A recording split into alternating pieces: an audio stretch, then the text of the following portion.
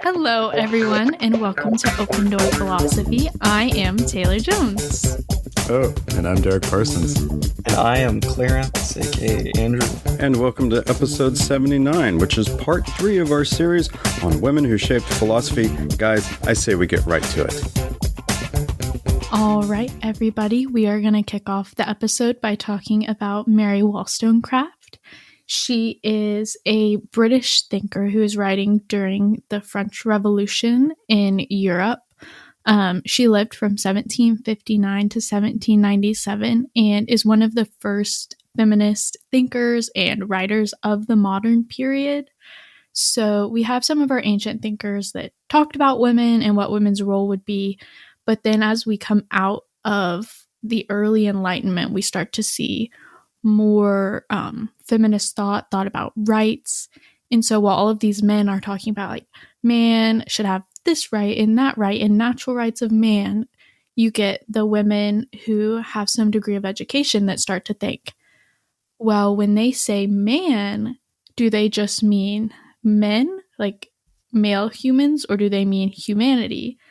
And it looks like they just mean male humans. So women start to say, okay, what if we put women back into the narrative? And you get that line in Hamilton where one of the Schuyler sisters talks about meeting, if she met Thomas Jefferson, she would tell him to include women in the sequel.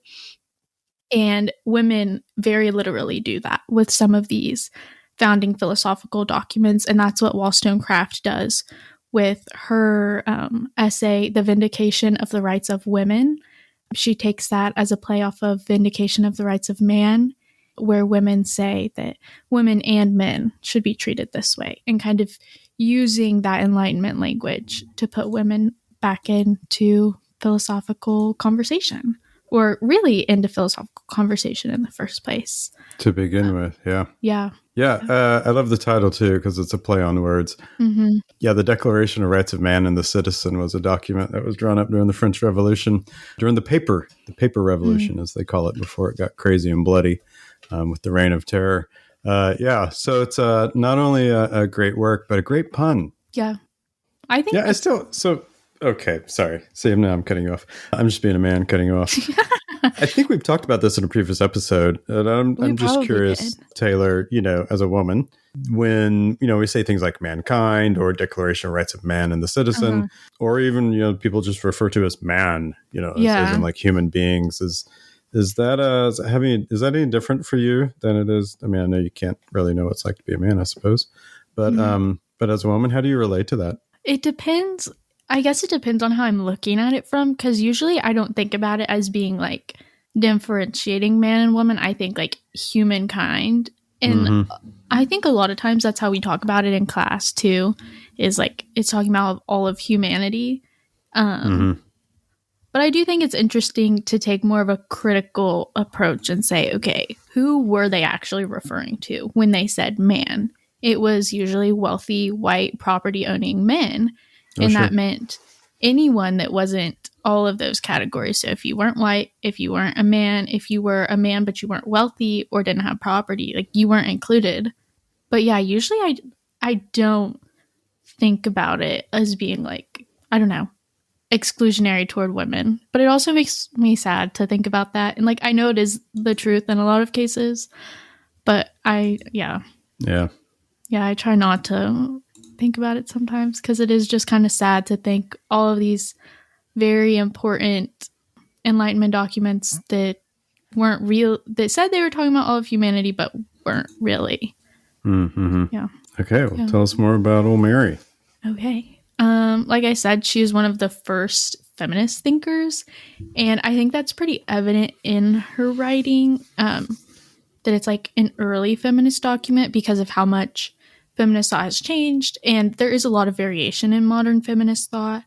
But one of her key arguments, she talks about education, that women should be educated, but they should be educated like men are, which on one hand can be very positive because she's saying that women should receive in a lot of ways the same education as men, but she thinks to solve the issue that comes with like the problem of womanhood, that women should occupy more or less the male subject position.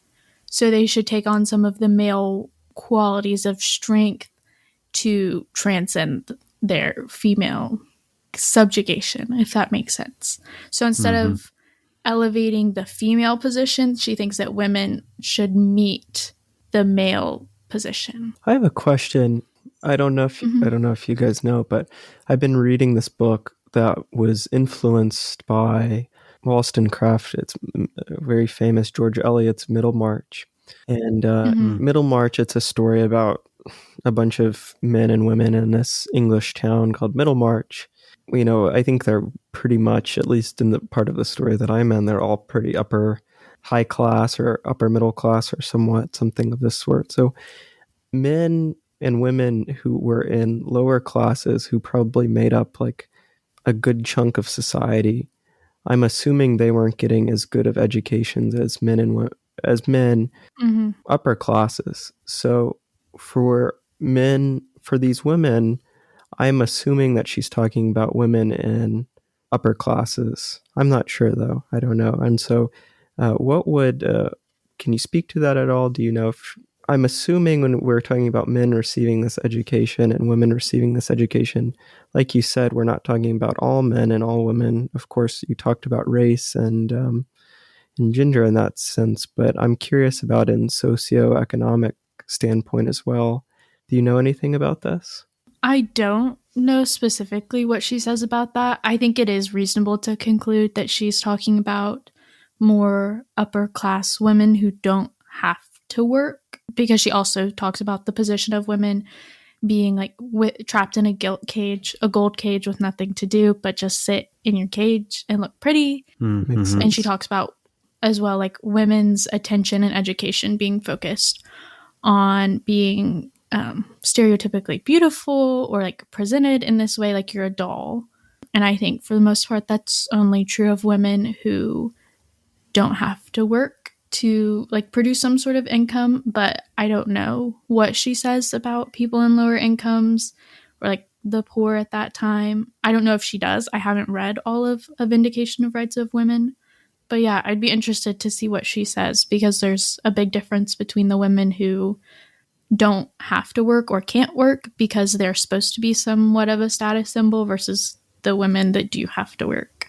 Parsons, do you know anything about that too? Because I'm assuming like 95% of society was working class. I'm not sure, but that's just my assumption. Like not everybody's going to be a rich aristocrat who doesn't have to work. Right. Well, if I'm thinking England, and again, I don't have any hard stats on this, so it's kind of conjecture on my part, but I mean, yeah, the vast majority of women would fall under what we'd consider working class or peasant class. So whether that's people who are working in houses or in the manor homes of aristocratic families, if you want to think early 19th century, you can think about something like Downton Abbey, where you have all this kitchen staff, house staff, and quite frankly, they were well off because they had a house and living arrangements provided for them, and they were largely uneducated. So it really isn't until like the late 19th century, if at all, that women were beginning to be educated due to the Industrial Revolution. That's when education became compulsory in a lot of places, at least for men, because of the need for that education with the Industrial Revolution. So that's at the earliest, we're talking 1850 for men. For women, that comes in the early 20th century, frankly. Yeah. But again, I don't have any hard stats on how many women were outside. Again, if we're talking England, but it's probably similar in other European countries, Western European countries. But like the majority of them, right? Mm-hmm. And again, kind of like with Mary Wollstonecraft, noble as her endeavor is and was, it probably only addressed a small percentage of women from that particular perspective. That doesn't mean it's not an important perspective. You can read other works of literature from the time period, Jane Austen, and there's a representation of how women's lives were at that point, whether that's knowing the proper dances or reading to your father in the evening around the fire, or playing the piano when guests came over, or anything like that. Yeah. And I think it's also hard to know what the perspective of an uneducated woman would be, because she didn't have access to, like, most uneducated people couldn't read, they were illiterate, they couldn't write. So we've lost so much of their perspectives and their life experiences because there was no way for it to be really, I don't know, like, preserved. If only the upper classes could write and read. That's kind of all we have, I think, in a lot of cases. I'd like to talk about something I see in your notes here, Taylor. Mm-hmm. You've criticized women for being complicit in their own oppression because doing otherwise would require them to take responsibility for their existential position. Yeah, that's one thing I really like about A Vindication of Rights of Women is she talks about how women are confined to this position to be beautiful, and they're taught to be beautiful and weak and not strong. But you can hide behind being beautiful and weak as long as you don't have to think about what you're actively giving up and actively not thinking about. And that when women say, oh, nope, I would actually rather not have an expanded education, because that puts you in a position where you have to think critically about your socioeconomic position and these things. Like, you have to take responsibility for yourself and for the position you occupy in society when you are aware of it. And a lot of women didn't want to have to deal with that sort of thing. I can't remember exactly what she says, but she talks about how women hold themselves back because they want to stay in a position where they don't have to take any sort of responsibility for their own lives. If you can have all the decisions made for you, especially in an upper class where someone does all of the labor around the house, somebody else has made all of the decisions for you, you just have to be beautiful. And, you know, that can feel maybe objectifying to just be a beautiful object or an accessory and not have a lot to do. But at the same time, you don't have a lot that you have to do. So if you can pick having to do a lot of manual labor, having to earn an income, or doing no manual labor, not having to earn an income, not having to make decisions, a lot of women that had that choice would prefer the second one. Well, let's hop the English Channel and, oh, look, now we're in France and 150 years later as well. So let's talk about your second philosopher you've chosen to talk about here, Simone de Beauvoir. Oh, I love Simone. She is my girl. Oh, so much to be said about her. I think she is so cool. We talked about education, and at the beginning, you said something about women being educated before World War II. Beauvoir was one of those people. She grew up also in a more well-off family where she was able to be educated. And we've talked about this before, but she was one of the youngest people to pass the French agrégation exam, which is like a career social services exam where you're able to be placed. And I think she passed it at like 19, early 20s. Younger than Jean-Paul Sartre, who was her longtime romantic companion and then just kind of intellectual companion. And I believe she passed it on her first try. I think that's correct. It took like Jean-Paul Sartre a number of times to pass it. I could be wrong. I think so. Right, and I think she scored also very highly, like one of the top scores on that exam, I want to say. I don't know, very impressive all around. She is incredibly, incredibly smart. She went on to teach in a French high school, and she just loved learning and writing. And that was one of her biggest passions in life, that she didn't want to have to give up if she got married. Because if she got married, especially even into the 1900s, she would have likely had to give up her career as an intellectual and a writer, and she wouldn't have been able to be a public intellectual, most certainly, because her and Sartre were both very involved in public philosophy. They were big public figures at the time. Everyone knew about them. The media was always talking about them.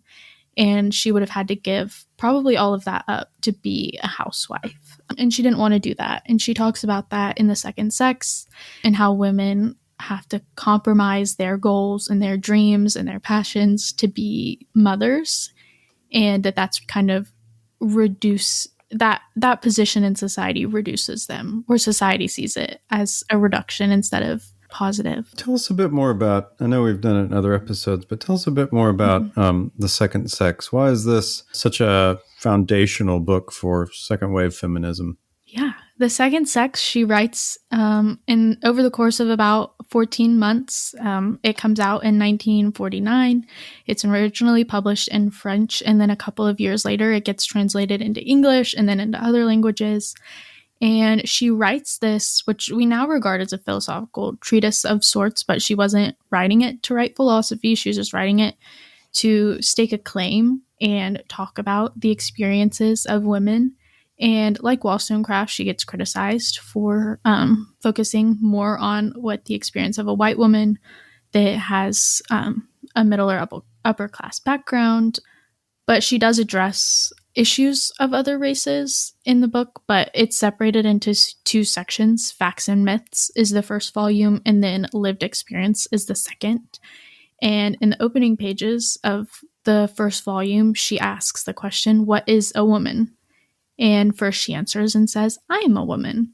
I embody this role in society. But then she says, but a woman is the other, and presents this dualism between man and woman, in which instead of being equal opposites, the woman is less than the man by society's standards, and that women are and have historically been oppressed by men, which is an issue because you can't live in a group separate from men. Like, men and women must coexist together, but they've been historically oppressed, which feeds into this cycle because women can't just go make their own society away from men, which would theoretically be possible potentially for other oppressed groups, is kind of the argument she puts forth.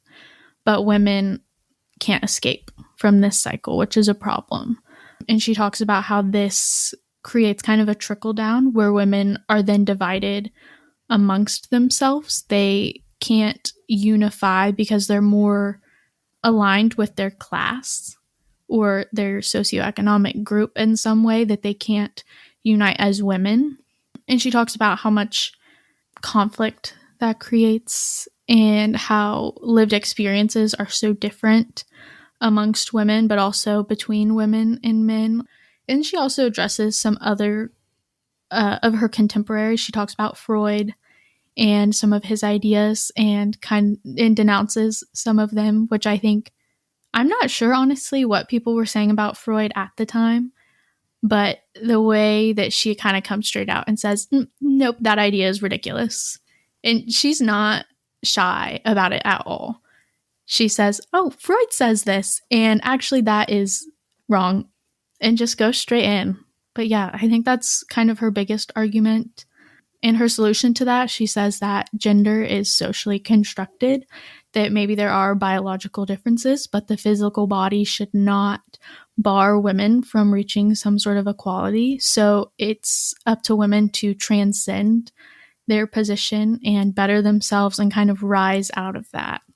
Because she is an existentialist, she kind of has that's her existentialist spin on her feminist argument, that you have to transcend. Y'all are going to be proud of me, I think, if I say this, but I've been picking up some Simone, but not from the Second Sex. I've been checking out the Ethics of Ambiguity, which is a much more, in my understanding of things, could be wrong because I haven't read Second Sex at all, but it's intended to be more philosophical, and she's drawing on some Hegel, Marx definitely in that work. Yeah, that's correct. It's much more in the Western tradition, that is philosophy. Yeah.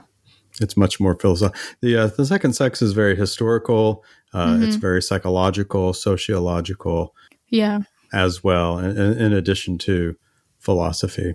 Yeah, Ethics of Ambiguity. Look at you. How much have you read? It's not a big book. It's 150 pages. I'm getting through it. I think, from my understanding of things so far, I think it's trying to come up with an ethical system from existentialism, in which she thinks that comes impossibly from Jean Paul Sartre's being a nothingness, which is an interesting concept. And in the background, too, is a response to Dostoevsky critique of a society that exists without God in it. That a society without God is, everything is permitted, everything is just.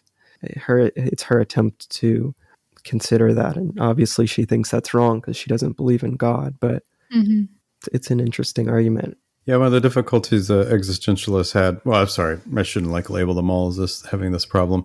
It's really a Sartrean problem. It comes from being in nothingness, as well as his famous lecture, Existentialism, Humanism, which is trying to come up, okay, so yeah, cool, existentialism, but morally speaking, how do we decide between this and that? And quite frankly, Sartre never had that great of an answer for it. So really it's Beauvoir here who comes along with the book you're talking about, who attempts to really create a moral ethos that goes along with other existentialist beliefs. Yeah.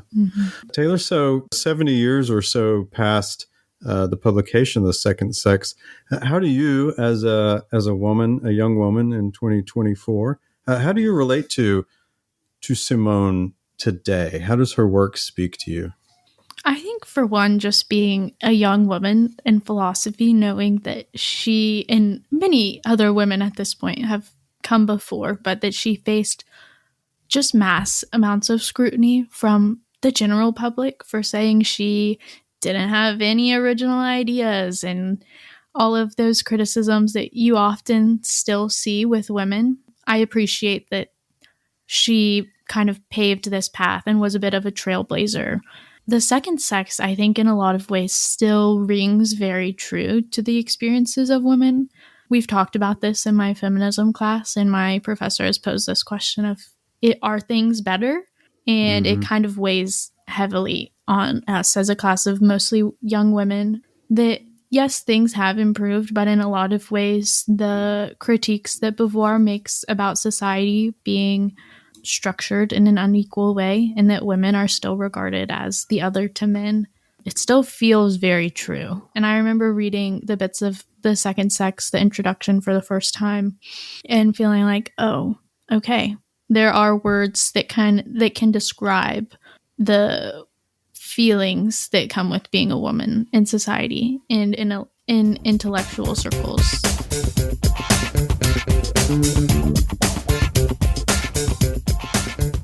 Okay, I'm up. And the women that I chose to talk about wrote about the same time as Simone de Beauvoir and were active all at the same time. So this I'm talking about a group of women philosophers. I refer to them as the Oxford Four. There's no official name for them. I don't know how names become official for groups, but anyway, I've put it out there in the philosophical circles of people I know who write on them. And they also say that there's no official name for them, but the Oxford Four gets tossed around from time to time. Anyway, there are four women who went to Oxford at the same time, and careers took off during this time together, and they had a lot of commonalities together, and they worked together a lot and knew each other and were friends throughout the rest of their lives. So those four women were Mary Midgley, Iris Murdoch, Elizabeth Anscombe, and Philippa Foot. And all of them were born in the same year, 1919, except Philippa Foot was born in 1920. And they all attended the University of Oxford at roughly the same time. Everyone entered in 1937, except for Midgley, who entered a year later in 1938. But they became fast friends. They had many philosophical adventures together and, quite frankly, set out to change the landscape of what was moral philosophy at the time. So I want to introduce you guys to them. We're going to do some work on them. If it doesn't happen this year, it'll definitely happen next year on each one of these. They're wonderful philosophers and incredibly influential.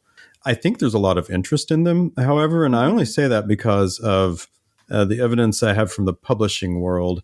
In the last 2 or 3 years, 2 books have come out on them. One is called Metaphysical Animals by Claire McCumhell and Rachel Wiseman. This is the most recent book, although it only came out about a year earlier than the other book, which I want to mention is The Women Are Up to Something by Benjamin J. Lipscomb. So the publishing world, for whatever reason, saw fit that there was room not only for 1, but 2 books on these women. So there must be some renewed interest in them based on that. I think there's a lot of interest in them, just historically speaking, because of the time that they were active. And that time is between the world wars and during World War II. One of the reasons that they became the prominent philosophers that they became was very simply they were at Oxford in a time when all the men had gone off to war to fight. Not that Oxford or any other university was completely empty of men. There were men still there, but this allowed for quite a great deal more of women to be able to enroll at university, and so Oxford was no exception to that. And so these four women came to know each other through that way. What they did, and I don't know if they intended to do this when they went there or whatever, but as they went through their philosophy courses, they were, of course, introduced to what was the prevailing thought at the time on ethics and morality. And that was largely from a logical positivist perspective that we've talked about before, but essentially logical positivism and adjacent other ideas essentially said that any sort of statements that were made about something, if it were not able to be observed or measured, then that saying, that claim was largely meaningless. And so things like art, beauty, ethics, anything related to religion, all of this fell under suspicion of people who were from the analytical branch that would be considered logical positivism. That was what they were exposed to as students. And so as they went through their schooling and began developing their own philosophical voices, they came up with a very different view of morality and ethics. And so while the men were away, basically the women came up with some different ideas. And when the men came back to sort of pick up where they had left off, well, now they were being challenged and by some philosophers who they did not expect to be challenged by. So that's the background very briefly, and I'll talk about each one of them here in a minute. But are there anything to say at this point? Let me just say this, and you mentioned it quite correctly, but they were all mentored. Well, I'm not sure if all of them, but at least two of them were mentored quite closely with Wittgenstein, and were star students from him. So I mean, that's quite the philosophical papa to have teaching you. That's like having Mozart or a great star teaching you. And so I think that's something really cool. And I think a lot of these women are almost the exact opposite to someone like Beauvoir. At least two of them will be like that. And I'm not quite sure. I have a speculation why that might be, but that's something to keep in mind when we're talking about their virtue ethics, which is totally opposite of an existentialist ethic. That's all I have to add. Yeah, it'd be like if Taylor Swift was your music teacher in some way, like helped you learn how to write songs. Can Taylor Swift even read music? I don't know. I don't know. Yes, she can. Do not get us started. So Taylor Swift is Wittgenstein? Yes. Yeah. My existentialist teacher compared them, actually. Anyways, do you think that the publication of 2 books on the Oxford Four comes from like an increasing number of women in philosophy or women that are interested in philosophy, or just kind of general or something else? I mean, it's complete speculation on my part. Yeah. I do know that, again, with publishing numbers, Mary Midgley has been a source of interest in philosophical circles, not just academic, but popular philosophy as well. Mm-hmm. And maybe that by her becoming a bit more in the public view, you learn about her, and then by extension, you see she's associated with all these other people, mm-hmm. and then maybe it just sort of steamrolls from there. Yeah, but I don't really have a solid account of exactly why that's the case. I don't know. I mean, I don't think it's because they're women. I think, or because more women are in philosophy. Maybe I think they're just all really good at what they did. Mm-hmm. That's true. Iris Murdoch, she's a great novelist. I mean, one of the most famous mm-hmm. novelists of the 20th century. I want to say she was a Nobel Prize winner? Something like that. I mean, look it up. She's incredible. Elizabeth Anscombe won like a top prize in philosophy. Philippa Foot, revitalized virtue ethics, which is, the only reason it's around might be because of her and Anscombe, because she attributes everything she did to Anscombe. So I think they never really left public consciousness, but They were really wonderful philosophers. And they all lived, I guess this doesn't really matter. I think it's interesting. They all lived a very long time, too. Iris Murdoch was the first one to pass away, and she was 80. In 1999. Yeah, in 1999, yeah. Philippa Foot was 90 when she passed away, and Mary Midgley outlived them all. She was 99 she recently died. when she passed away. Yeah, that was in 2018.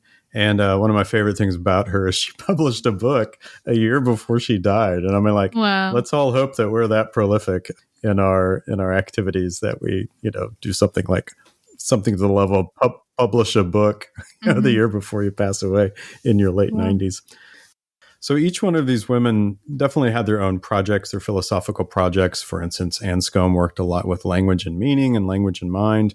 So they each had their projects, but one of the things they are well known for, like I mentioned earlier, is kind of a counter movement to what was, at least ethically at the time when they were in college, an emphasis on utilitarianism, deontology, and then other modes of moral thinking, such as emotivism that comes from AJR and adjacent logical positivism.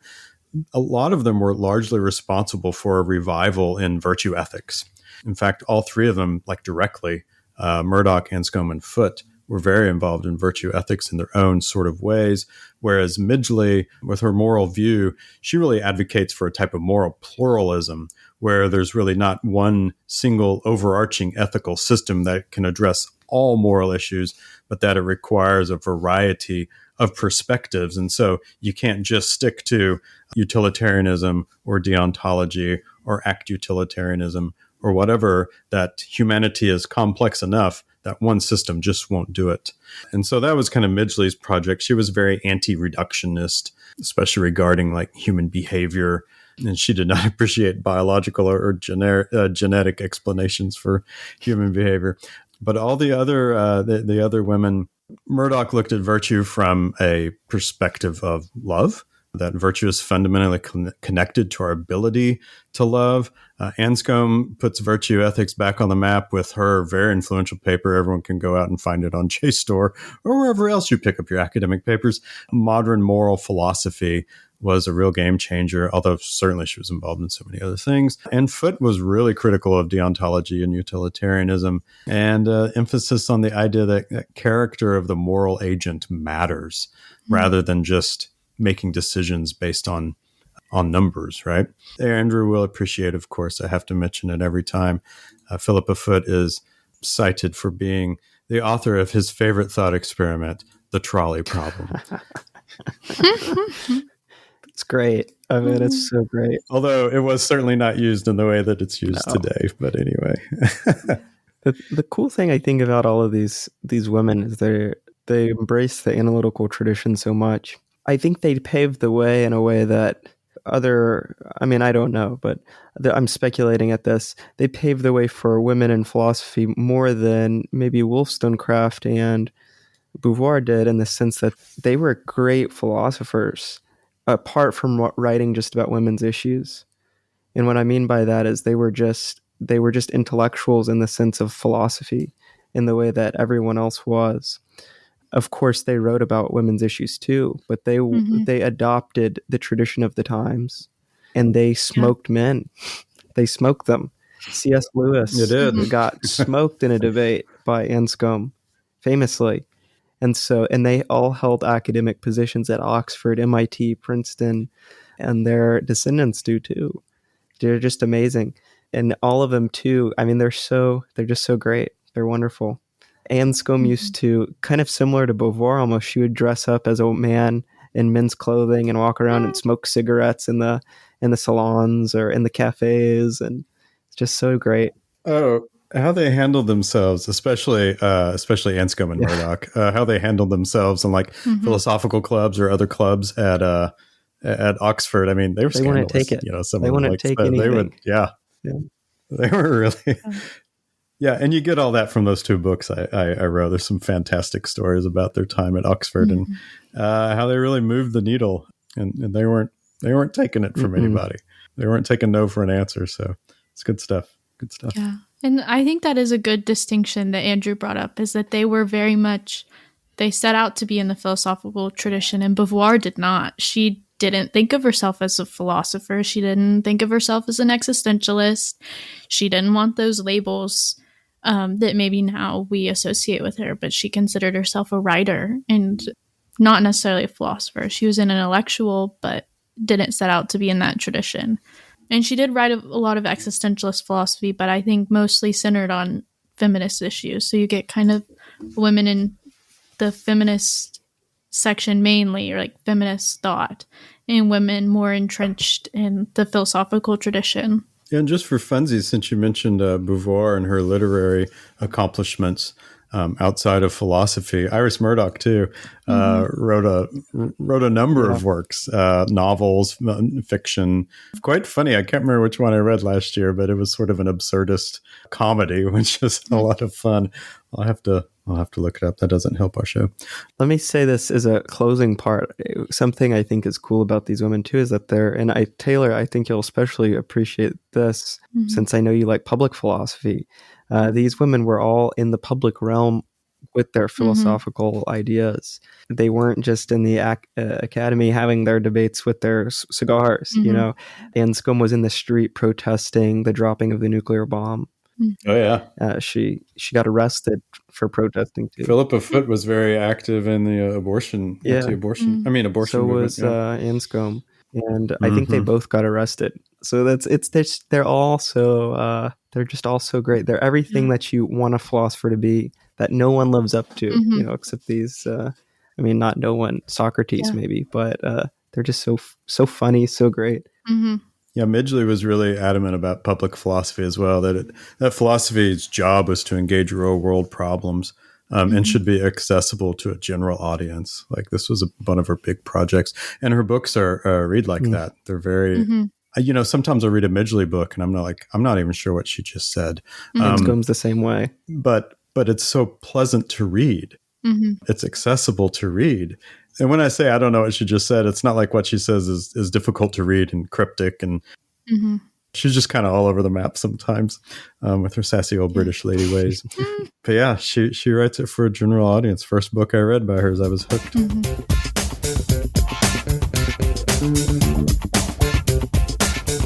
I'm super excited to talk about Susan Wolf on this show. I think we mentioned her a few times, but I'm super excited to talk about her. We need to go in our time machines to the 1980s, where women are definitely more into philosophy in the philosophical field than in Anscombe's time. If we're just looking at today, and Wolf retired last year, or she's retiring this year from her academic department at University of North Carolina, Chapel Hill, which is, you know, one of the best programs in the country. There's women. I mean, I think the most famous people in philosophy right now are women. Martha Nussbaum, Susan Wolf, Agnes Callard. Those are Candace Vogler from University of Chicago. I mean, pretty much everywhere there's going to be a great philosophers on the department. But I'm not sure if that was the case when Wolf was coming out of graduate school in the 1980s. I believe she graduated from Yale, and her doctoral advisor was Thomas Nagel, who's not a bad philosophical, doctor. That's not bad. Not too shabby. Doctoral advisor. All right. She studied math and philosophy, and she might at quite a high level, which is the more you study philosophers, the more you'll find that that's not uncommon. She almost immediately in the 1980s publishes this paper called Moral Saints, which is one of the most famous papers in philosophy in the past 40 years. And I'll talk about that in a second. But she finds a departmental position pretty quick, which is pretty rare. And she's just an extremely influential philosopher of late. What she's known for is continuing with this tradition from, I would say, she's making her own impact in the philosophical tradition in some ways, but she's taking up the influences from Nagel, from a lot of the utilitarianism work that's coming out of the 1980s with act utilitarianism and such, and she's reacting to that. But also, and as I was preparing for this episode, I can't help but see the influences from Philippa Foot and Anscombe too, and maybe that's just from my own reading into it. But I think Anscombe's paper, Modern Moral Philosophy, in which she criticizes how philosophy is done in what she says is utilitarianism and the ontology, they miss the mark because of the language that they use, that it doesn't really encapsulate human life. I think that influences Woolf, but I'm not sure. I could be wrong. I should ask her. But Susan Woolf, her philosophy, her goal in philosophy seems to me to be she wants to encompass human life. She wants to encompass human emotions in philosophy because that's really what human beings are. She incorporates things like love, which is a big influence on me, of course, but love and anger and shame. And this term comes probably in the past 20 years, but it's come, and she's a part of it, but it's come to this movement that's called moral psychology. And moral psychology's aim is that you add a little bit of psychology to our ethical thought, but the aim is that we're trying to better understand the human person in order to understand what's right and wrong, which comes straight from this criticism of philosophy from Anscombe. But let's talk about this paper, Moral Saints, because I think this will give you the best understanding of her work. I'm going to read the first paragraph. I think I've done it before, but I want everybody listening to think about this problem that she's presenting here. She says, I don't know whether there are any moral saints, but if there are, I'm glad that neither I nor those about whom I care about most are among them. By moral saint, I mean a person whose every action is as morally good as possible, a person, that is, who is as morally worthy as can be. In other words, I believe that moral perfection in the sense of moral saintliness does not constitute a model of personal well-being toward which it would be particularly rational or good or desirable for a human being to strive. So I want us to think about this for a moment. When we're thinking about utilitarianism or virtue ethics or deontology, we are often thinking about, okay, what is the best life I can live? For a virtue ethicist, what's the best life I can live in the sense of how can I best devote my moral character? How can I craft that and cultivate it? For the utilitarian, how can I use my life to be the most good for other people? Wolf's point here is that, whoa, hold on a second. Would I really want to live a life in which all my energy is trying to calculate what's the best possible decision for what's the best possible use of my time and resources for others? Would I want a life consumed by that? Would I really like that? Would I really like a life devoted in which every action that I have is to becoming a better person in my habits? And her point is, no, you wouldn't really like that. And I think this is a good representation of this more human, it's really a more human approach to philosophy and ethics than what we see before her. And it's really quite beautiful. Let me give you guys an example that when I was trying to figure this out, because it really confused me, that I heard from one of her students who explained it to me. Well, Taylor, you like baseball a lot, and Mr. Parsons, you like soccer, or football, as you would call it. So think about somebody like Justin Verlander or David Beckham, okay, or Michael Jordan. All of these individuals, they're fun to watch, right? Or Messi or Ronaldo. They're a lot of fun to watch. I mean, they can juggle the ball like crazy. They can make these crazy shots or crazy pitches. I mean, they're a lot of fun.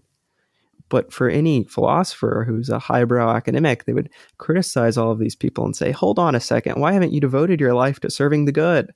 You know, why haven't you've spent all this time practicing baseball or practicing soccer or football or basketball or whatever, or practicing an instrument or creating Taylor Swift lyrics, but you haven't really been devoting your life to helping people. I mean, not in the capacity that you could be. If we're looking at this philosopher who's making this criticism, we would be like, well, they make my life way more enjoyable. In fact, I have a lot of fun listening to them, regardless of the fact if I'm doing anything good or if it's really helping anyone. It's just fun. It's just fun to watch, fun to listen to. And it's not because they were a great person necessarily. I mean, Michael Jordan's a huge gambler. Like that, he definitely, his sports did not help him in a virtuous means. But I think that's it's a really new, innovative approach. And I mean, it broke down. It's a huge criticism of ethics as they are. More than it might seem. And it's breaking down this door where someone's life, for them to be a good person, has to be devoted to ethics. And yeah, I mean, there's much more from her to talk about, but that's definitely her most influential paper. And I think the most interesting thing that I've read in philosophy in quite a long time. I don't even know what to say after that. It's a lot. Yeah, but I think it's really interesting. It's a lot. Mm-hmm. No, I do too. Is she associated with virtue ethics in any sort of way? No, she criticizes like she is. Like in the back of my mind, she criticizes virtue ethics in a similar way. She thinks it's slightly better because your life can be a little bit more all-encompassing in the sense, you can be good at, can play an instrument or you can play a board game with your family. But her criticism of it is that you can't go all in.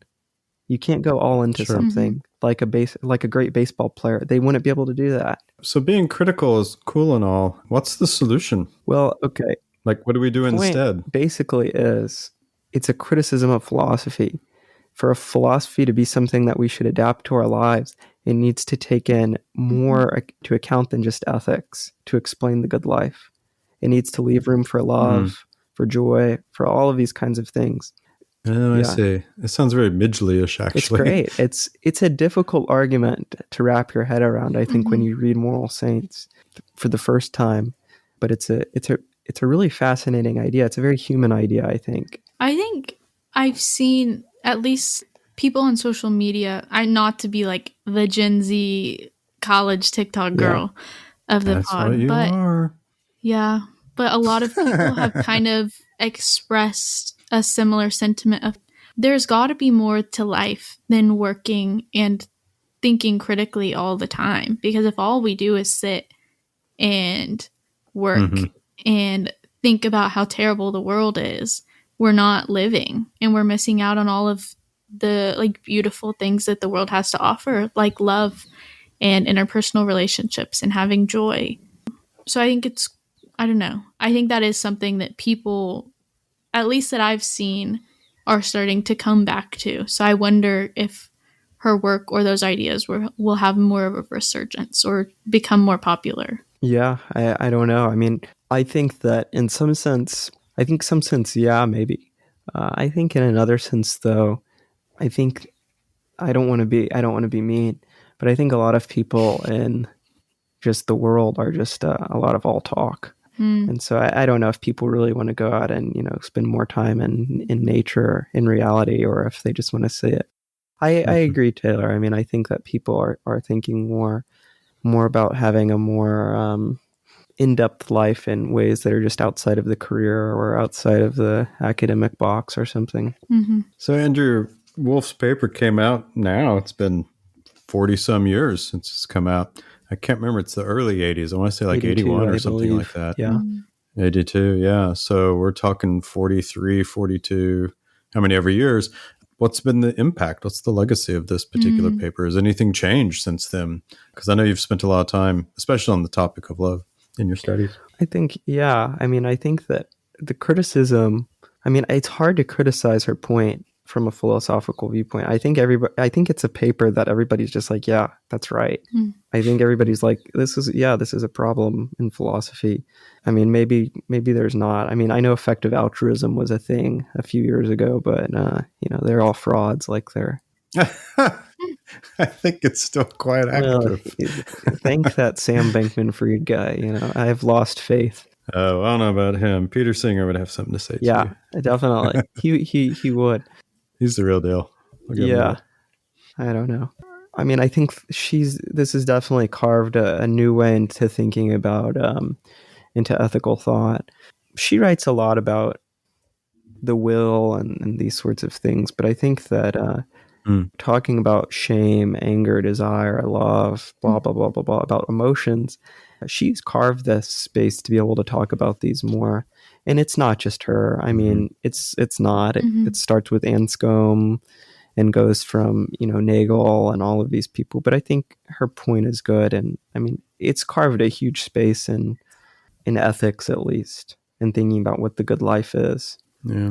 Because if you think about it, like we talked about Diogenes a few months ago, right? Diogenes, the guy who liked to pee everywhere for a nice term. Yeah. Okay. We'll say that. But he's the perfect example of a moral saint to him. He lives his life totally devoted to His ethos. Yeah. And no one would want to do that. Well, maybe some people would, but most good people probably want to. One of the things I've enjoyed about this episode, and especially the previous 2 episodes as well, is hearing all 3 of us talking about something that we're very passionate about.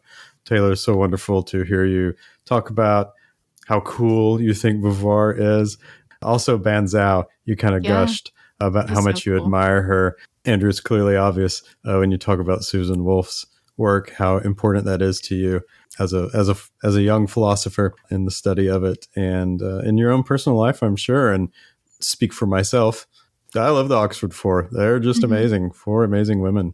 And so that's one thing I've enjoyed the last couple episodes is hearing everyone's passion about their particular topic, but especially you, Taylor, because the last 3 episodes have been about women. It's clearly your passion project. I think women in philosophy, I mean, I've said it so many times, I think it's so cool. And I think they bring this, I don't know, something very unique to the way that women often write philosophical works. And I don't know if it's because they're women or it's just the philosophers that I gravitate toward, but it feels very human, like what Andrew was saying, that these women bring a fullness of humanity and involve more emotional aspects sometimes. And I think that's really cool. And they write in a way that is a lot of times very accessible to someone that's not a philosopher, that doesn't have hours and hours to break down a traditional treatise. But I think that's one thing that I find really cool. No, I mean, I don't know if women in philosophy still write in a different way. I mean, I think the women that I'm thinking about in contemporary philosophy, they're all big analytic philosophers, but I don't know. Maybe in the past for sure, but I don't know. It's been a good time. Now, do I agree with all of these people? I'm on the Anscombe page. I'm the furthest thing from a Beauvoir fan. I'm a Beauvoir hater, but I think that they all bring something interesting and new. Philosophy shouldn't just be a male-dominated activity. Oh no, not at all.